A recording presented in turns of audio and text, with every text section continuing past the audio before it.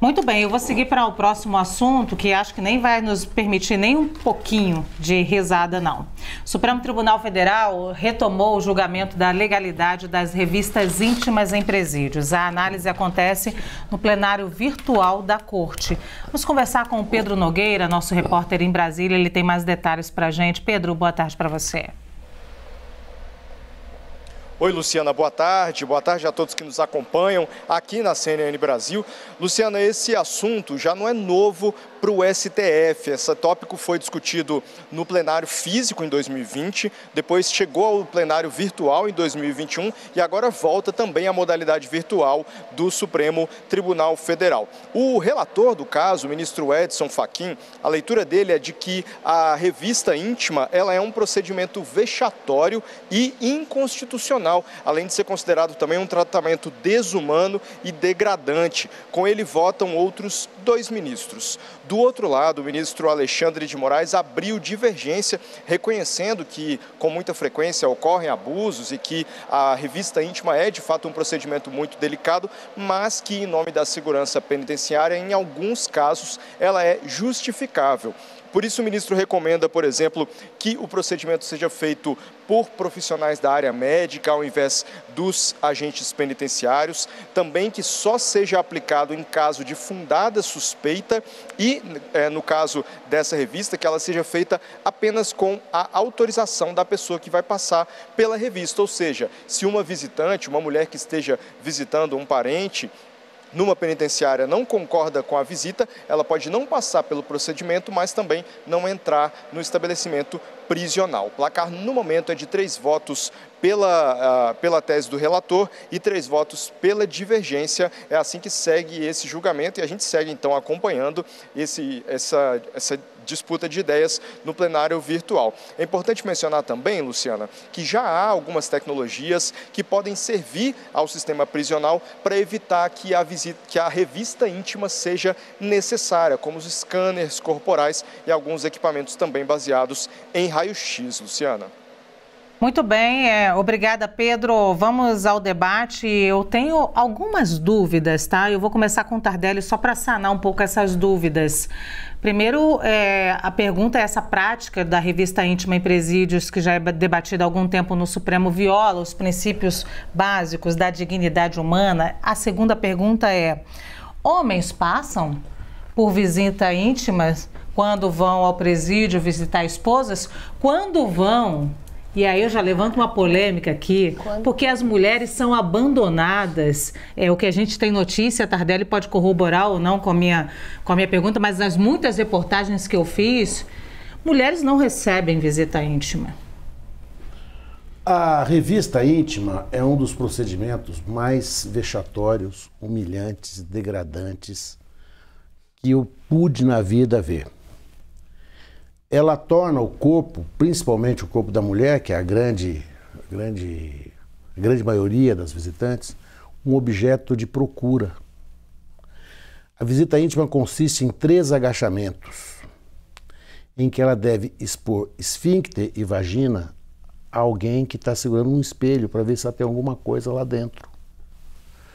São mulheres de 18 anos, são mulheres de 80 anos, são mulheres de 60 anos, são mulheres que, quando chegam e passam por esse sistema, que é brutal, é um estupro, quando eu penso nisso, elas já entram para visitar com a dignidade humana delas absolutamente destruída.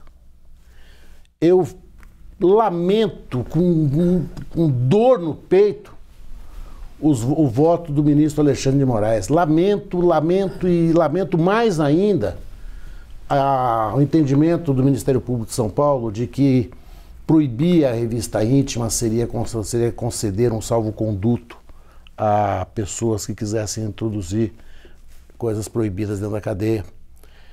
É um posicionamento, no mínimo, monstruoso. Porque o que se entra de verdade na cadeia não é através da visita que sabe que será fiscalizada, mas é através de quem tem o livre acesso às dependências carcerárias, que são os maus profissionais que ali trabalham. Sim. A Defensoria Pública de São Paulo tem um dado, para o nosso telespectador ficar Qual é a eficiência desse tipo de sistema? Samantha, Gabi, 0,34%.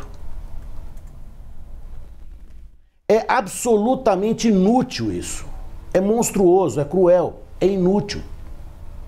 Os homens também, os poucos homens que vão às visitas íntimas, e a gente discutir por que os poucos homens vão às visitas íntimas, seria um tema interessante para uma discussão, né, também passam por isso. Os pais, os filhos. Imagine uma menina de 10 anos de idade ter que fazer isso. As crianças são obrigadas a Todas as visitas. Tardelli, só, a gente está falando em revista íntima e visita íntima. São duas coisas diferentes, íntima, né? É o contato. Qualquer visita tem a revista íntima. Tem a revista íntima. Porque, teoricamente, em qualquer lugar do corpo pode se alojar. Uma criança que vai visitar o seu pai ou sua mãe tem que passar por esse procedimento? A avó do preso, que tem lá 80 anos. Dia das Mães agora. Olha, que coisa bacana, que oportunidade. Dia das Mães. Tá lá a avó de 85 anos, ela vai ter que fazer esse agachamento. Isso é um horror. Eu lamento que o ministro Alexandre de Moraes, mas eu lamento com dor, eu lamento assim, quase dá vontade de chorar de ver isso, sabe? Dá vontade de chorar. Como, em nome da segurança penitenciária? Vá pro inferno com essa segurança penitenciária. Em nome do respeito àquelas mulheres. Não custa dizer isso? Não custa. Será possível que o idoso, a mãe, não tenha um mínimo de respeito de não ser tocada desse jeito? Existem scanners que podem ser utilizados, a tecnologia absolutamente franqueada, existe em qualquer lugar do mundo. Existem nos presídios de São Paulo, muitos deles.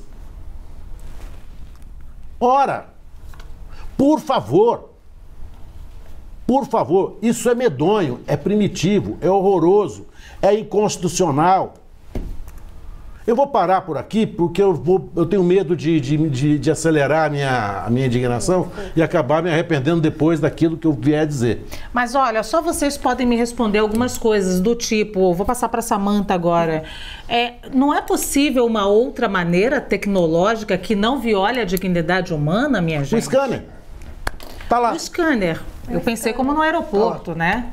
Não é possível? Luciana, é possível, o scanner cumpre essa função, mas a gente vai entrar num outro tema. O quanto os governos querem investir na melhoria dos presídios, não é? A gente tem sistema para que o celular não funcione no presídio, a gente poderia ter scanner. A questão da revista íntima, eu sei que é vexatória, que é humilhante e que viola em muitos aspectos a dignidade da pessoa humana, mas ela existe porque os criminosos utilizam as suas filhas, as suas esposas, as suas mães para levarem celular, armas, drogas para dentro do presídio. Então se estabeleceu a visita íntima para se evitar que o crime se favoreça disso, porque os criminosos eles não têm escrúpulo, eles não vão ficar preocupados se a mãe de 80 anos vai abaixar 3 vezes não, e muitas vezes essas mulheres são obrigadas a entrar com isso. O Estado tem uma solução que compatibiliza a segurança nos presídios e a dignidade dessas mulheres? Tem, o scanner. Agora, nos presídios que não tem scanner, e aí é que vai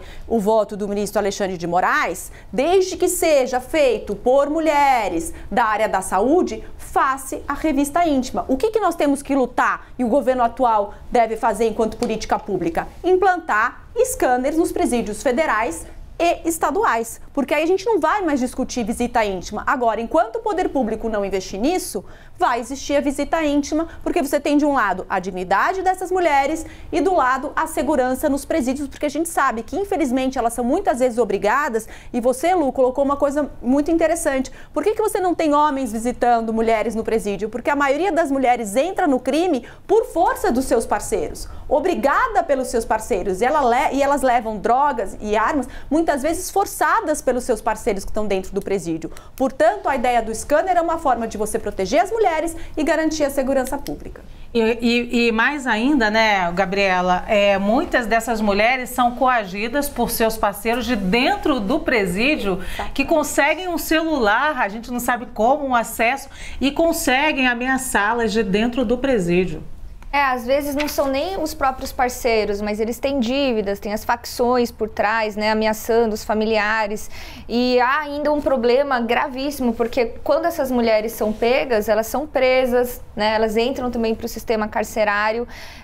Mas eu penso o seguinte, a eficácia desse tipo de revista é de menos de 1%, né, e não tem sentido você submeter familiares de presos, né, a uma situação tão vexatória como o próprio Tardelli aqui falou. Isso acaba estimulando que adolescentes, filhos, né, mães, idosas percam o contato com os seus parentes que estão presos porque não querem passar por esse tipo de situação. Além de ser desnecessário e vexatório, é discriminatório, porque não há provas de que somente por meio de familiares e parentes é que esses presos, né, que estão no sistema penitenciário, têm acesso a celular e coisas que seriam proibidas. Por quê?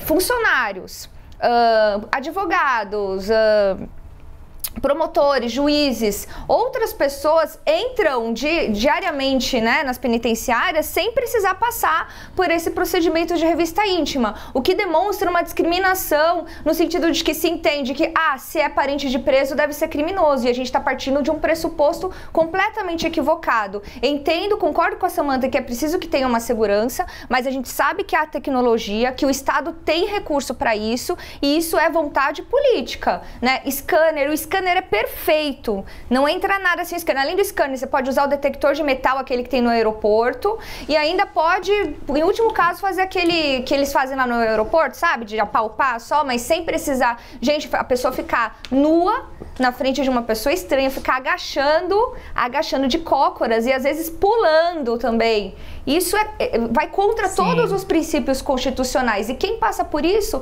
a Lu falou bem aqui, são as mulheres. Porque geralmente, né, são as mulheres, são as filhas, são as mães, porque essas são as que geralmente ficam ali fiéis aos seus companheiros, seus filhos, aos seus pais, até o fim. Muito bem, Poit, rapidamente, para a gente poder partir para o próximo assunto. Olha, a situação, realmente, imaginar essa situação, Tardelli, é muito dura.